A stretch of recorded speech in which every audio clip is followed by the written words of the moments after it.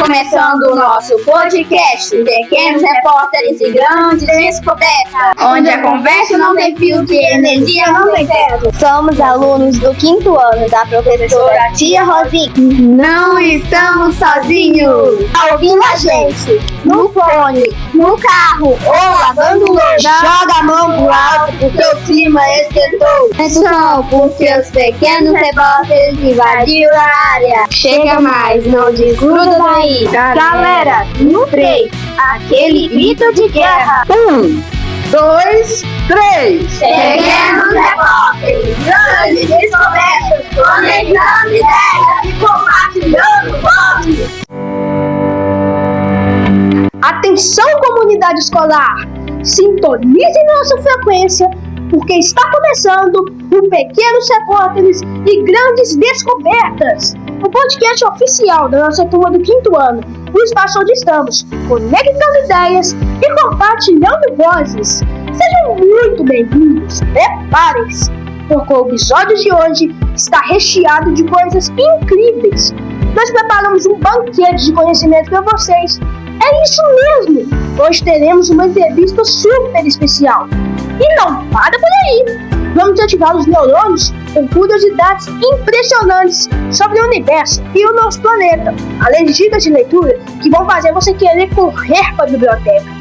Ajeitem o fone de ouvido, aumentem o volume e venham com a gente, porque o show do conhecimento vai começar agora! Atenção, atenção! Entrando no ar o quadro mais esperado do nosso podcast.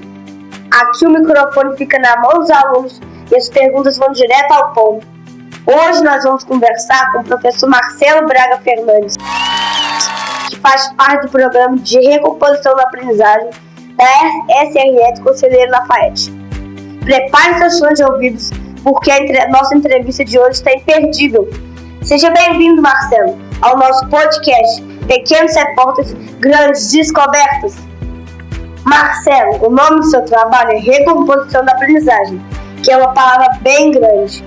Explica para a gente, do seu jeito, o que significa na prática para nós alunos. Bom, primeiro, muito obrigado de participar desse podcast, né? Passei a semana ansioso para poder vir participar desse momento com vocês. E tentando responder de uma forma objetiva, de uma forma rápida, né? Até para não tomar muito tempo. Mas a recomposição da aprendizagem, ela em alguma medida tem a ver com a gente pensar o que a gente estudou e a gente voltar e tentar recuperar o que a gente não conseguiu aprender a partir daquilo que os professores ensinaram, né? Então, recompor é isso, é a gente voltar atrás no que já foi ensinado e a gente tentar aprender aquilo de uma outra forma, para que nada fique para trás, nem ninguém fique para trás. É esse que é o objetivo. Às vezes, alguns alunos ficam com vergonha ou acham que estão atrás dos outros quando precisam de ajuda extra. O que você diria para acalmar o coração desses estudantes e mostrar que errar e aprender faz parte do caminho? Gente, olha só, essa pergunta é boa demais, né? Porque quando eu estava na escola, eu também tinha esse pensamento, gente. Às vezes tinha um coleguinha que sabia algo que eu não sabia, e aí eu ficava me achando também. Nossa, por que eu não sei isso? E o colega sabe, né? E aí a gente tem de pensar o seguinte, pessoal. Tem uma ideia que é muito legal, que depois vou deixar aqui uma interrogação para vocês pesquisarem depois, que chama estilos de aprendizagem, né? Lá nos estilos de aprendizagem, alguns cientistas, né? Igual a gente tem cientista que vai para o espaço, a gente tem cientista para poder estudar educação também. E aí lá nesses estilos de aprendizagem, os cientistas falam o seguinte, que as pessoas aprendem de formas diferentes. Então, às vezes, quando a gente tem um coleguinha que sabe algo que a gente não sabe, não significa que a gente também não saiba. Talvez significa que a gente saiba aquilo, mas de uma outra forma, diferente talvez daquilo que o professor está pedindo para a gente. Então, não fiquem fazendo essa comparação e se preocupando com isso de que às vezes um conteúdo alguém tem mais facilidade, outro tem mais dificuldade, né? Na verdade, todo mundo sabe alguma coisa, mas às vezes a gente tem caminhos diferentes de demonstrar aquilo que a gente sabe, né? Então, todo conhecimento ele é válido, não tem o melhor e o pior, não, tá? Nós sabemos que cada criança aprende de um jeito e no seu próprio tempo. Quais são as estratégias mais divertidas ou superpoderes que os professores usam na recomposição para ajudar a gente a entender aquela matéria mais difícil? Ixi, olha só, gente, superpoder, será que a gente tem superpoder para pensar esse processo de aprendizagem? Eu acho, gente, que quando ela vai ensinar algum conteúdo, ela pensar em diversas formas de ensinar isso para vocês. Mas isso não significa que ela tem um superpoder, significa que ela trabalha muito para conseguir fazer isso, né? Então, o professor, ele precisa investigar, ele tem de ser um curioso, e um curioso a partir da turma dele, né? Porque talvez um aluno vai se sair muito bem escrevendo aqui no quadro, enquanto que um outro aluno vai se sair muito bem escutando a voz do professor falando, e um outro aluno talvez vai se sair muito bem aprendendo um conteúdo a partir de um joguinho, por exemplo. E aí quem vai fazer e entender isso é a Rosinha, né? No caso de vocês, em outra sala vai ser outro professor. Então o superpoder do professor é a capacidade que ele tem de estudar, de entender a turma dele e levar aquele conteúdo de diferentes formas para que ele consiga alcançar todos os alunos que estão presentes ali naquela sala de aula. Você acompanha todo mundo de perto? Qual é a maior alegria ou o momento mais marcante que você já viveu ao ver um aluno que estava com dificuldade? Porque são vários momentos, na verdade, né? A gente elencar qual é o mais importante é difícil demais. Mas eu tenho vários exemplos assim de alunos que, quando são levados a pensar a relação de ensino e aprendizagem de uma outra forma, se saem super bem, né? A minha área de formação é História, então eu vou tentar fazer esse exemplo a partir da minha área de formação, né? As pessoas costumam associar a História a uma matéria onde a gente tem de ficar muito preso no livro, muito preso na leitura, né? Mas aqui no Brasil a gente tem uma Olimpíada Nacional de História. Alguém aí já ouviu falar da Olimpíada Nacional de História? Não? Pois é. Ela é só para os alunos lá do ensino fundamental, para você do Fundamental 2, né? Vocês ainda não conseguem participar dela, não. Mas eu já tive alunos que não se saíam bem na minha matéria quando eu estava lá como professor, né? No cotidiano, não fluía muito bem.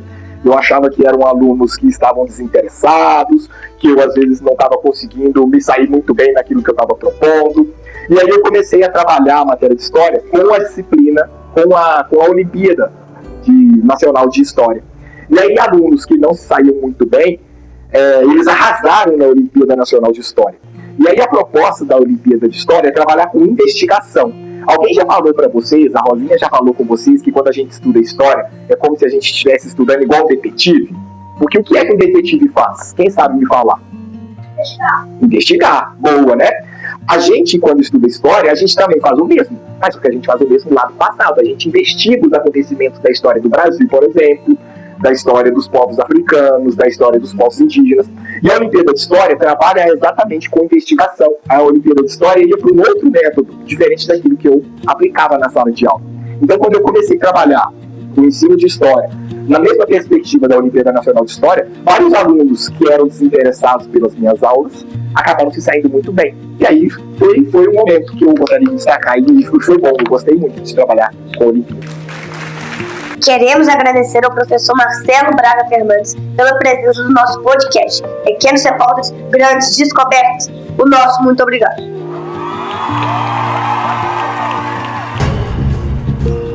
Tum, tum, tum, tum. Você consegue ouvir? Está começando o Mundo Curioso, o quadro onde a gente prova que a realidade é muito mais incrível que a ficção. Se você já acha que já sabe de tudo sobre o planeta, o espaço e a natureza, aperte o cinto. Nós vasculhamos os maiores mistérios do universo para bugar sua cabeça em menos de 2 minutos.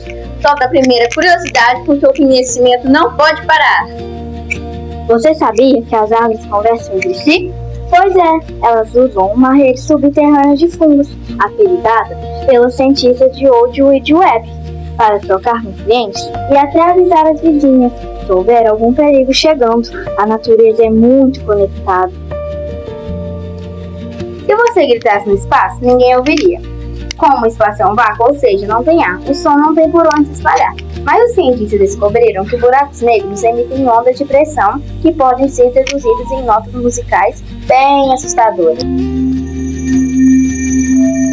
Enquanto aqui na Terra a gente pode da chuva, de água, em planetas como Netuno e Urano, a previsão do tempo é bem mais valiosa. Acreditam que a pressão extrema nesses planetas transforma o carbono do céu em diamantes de verdade. O maior animal do mundo é a baleia azul. Para você ter uma ideia do tamanho dela, o coração de uma baleia azul adulta é do tamanho de um carro pequeno, como um Fusca, e um ser humano conseguiria nadar dentro das suas principais artérias. O mel é o único alimento que nunca estraga.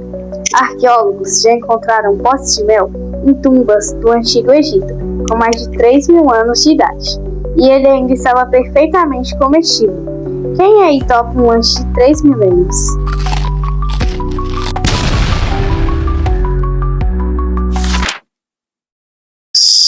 Escuta esse barulho. O que foi isso? Foi o som de um portal se abrindo. Está no ar, o Dica de Milhões. O quadro que vai te mostrar que ler não é obrigação, é superpoder. Quem lê, viaja sem gastar um centavo, vive 1000 vidas e descobre segredos que a maioria das pessoas nem imagina. Se prepare para descobrir a sua próxima grande aventura literária. No comando das páginas de hoje, vem a nossa dica. Olá pessoal, no nosso Dica de Milhões de hoje, eu quero falar sobre um livro. O nome dele é extraordinário. Ele conta a história do Algir, um menino que nasceu com uma deformidade facial grave e por isso passou por muitas cirurgias. Ele sempre estudou em casa, mas no 5º ano, igualzinho a nós, ele foi para a escola regular pela primeira vez. Imagina o frio na barriga. O livro mostra os desafios dele para ser aceito, para fazer amigos e, como um ato de gentileza, pode mudar a vida de alguém. A lição mais bonita que aprendi é que todo mundo merece ser tratado com amor, não importa como seja por fora. Se você quer se emocionar e aprender a ser uma pessoa melhor, você precisa ler Extraordinário. Fica a dica. A minha dica de hoje é um quadro que os adultos usam, mas que nós crianças entendemos muito melhor. Estou falando de O Pequeno Príncipe. A história começa com um piloto de avião que cai no meio do deserto de Saara e encontra um reizinho que veio de um planeta minúsculo, onde só existem 3 vulcões e uma rosa muito orgulhosa. Juntos, eles conversam sobre a vida, sobre as estrelas e sobre como os adultos às vezes esquecem das coisas mais importantes quando crescem. Minha frase favorita desse livro é: o essencial é invisível aos olhos. Isso significa que o que realmente importa, como o amor e a amizade, a gente só vê com o coração. Quem aí já leu? Quem não leu, corre para a biblioteca. Agora, se você quer dar muita risada, a minha dica é o livro Diário de um Banana, do autor Jeff Kimmich. O personagem principal é o Greg Hafer, um garoto que está no ensino fundamental e passa por cada situação vergonhosa que você nem imagina. Ele tem um irmão mais velho que vive incomodando ele. O irmão mais novo faz tudo o que quer. E um melhor amigo muito engraçado, chamado Robert. O livro é escrito em formato de diário mesmo, cheio de desenhos e quadrinhos super divertidos. É perfeito para quem acha que ler é chato, porque com o Greg é impossível não rir. Se você quer saber o que é a famosa maldição do queijo que tem na escola dele, vai ter que ler o livro para descobrir. Está no ar o quadro mais misterioso do nosso podcast, o Dicionário dos Adultos. O quadro onde a gente tenta entender o que os professores falam nas reuniões deles. Por exemplo, você sabe o que significa demanda? Olha, eu acho que demanda é quando a mãe da gente manda arrumar o quarto 2 vezes. Tipo, mandei e demandei. Não, nada a ver. Demanda é o trabalho que eles têm acumulado para fazer. E o que será que significa dar o feedback? Será que é dar um saco de balão de volta para o amigo? Quem souber o que são as palavras, manda uma mensagem para a nossa turma, porque aqui a gente prefere falar a língua das crianças. E quando eles dizem que vão fazer um briefing, nossa, isso parece nome de biscoito chique ou de cachorro de madame. Vem cá ver, filho. Tomou sim. Mas dizem que é só uma reunião para explicar o que tem que fazer. Gustavo fala a explicação? Ah, e tem uma que eles usam muito com a gente: protagonismo. Essa é fácil, filho. Protagonismo é quando você é o herói do videogame, ou o ator principal do filme. Então, basicamente, a superintendência está dizendo que nós somos os heróis da história. E quer saber? Eles estão certos. E quando o chefe diz: pessoal, precisamos fazer um alinhamento, Eu acho que todo mundo na sala tem que estar em fila indiana, do menor para o maior, bem retinho, igual a gente faz na hora do recreio. Eita, que o tempo voou e o nosso episódio de hoje vai chegando ao fim. Nossa, passou muito rápido. Nós adoramos compartilhar essas grandes descobertas com todos vocês. Esperamos que vocês tenham aprendido algo novo. Tenha sorrido. Claro, tenha se interessado ao ler o livro ou olhar para o mundo com mais curiosidade. Agradecemos de coração a audiência de cada um de vocês. Ver a nossa voz chegando tão longe. Nossa educação e protagonismo infantil podem transformar o mundo. Fiquem atentos para os próximos episódios. Este foi o Pequenos Repórteres de Grandes Descobertas. Até a próxima, pessoal. Tchau, tchau!